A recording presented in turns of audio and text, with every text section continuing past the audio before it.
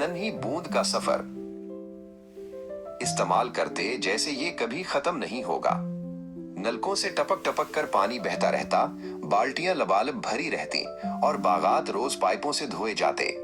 लेकिन किसी ने एक नन्ही तन्हा बूंद को नहीं देखा जो एक जंग आलूद नलके में रहती थी। उसका नाम बूंद था, सबसे छोटी मगर सबसे नाजुक दिल रखने वाली कतरा। हर रात बूंद आसपास के जाया होते पानी को देखकर आ भरती।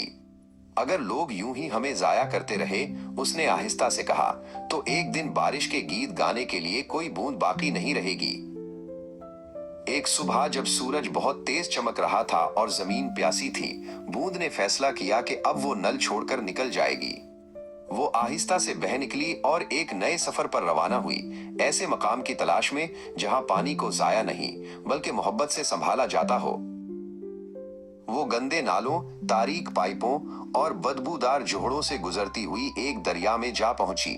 मगर दरिया का नीला रंग मिट चुका था, अब वो भूरा हो चुका था और प्लास्टिक की बोतलों से भरा हुआ था।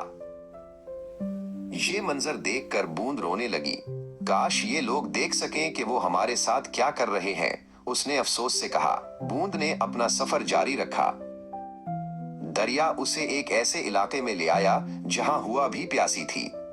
जमीन फटी हुई थी, दरख्त मुरझा चुके थे। बूंद ने अफसोस से सोचा, यही होता है जब इंसान पानी की कदर भूल जाते हैं। एक शाम वो एक छोटे गांव में जा पहुंची। वहां उसने बच्चों को नलके बंद करते, बर्तनों में बारिश का पानी जमा करते और पौधों को पाइप की बजाय छोटी प्यालियों से पानी देते हुए देखा। बूंद खुशी से झूम उठी।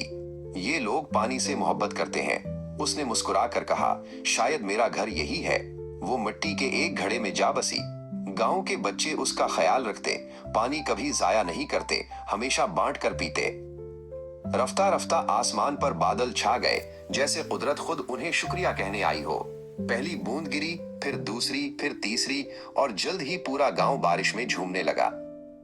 नदी नाले गाने लगे, दरख्त हरे हो गए और बूंद को यकीन हो गया कि एक नन्ही सी बूंद भी दुनिया को दोबारा जिंदगी दे सकती है।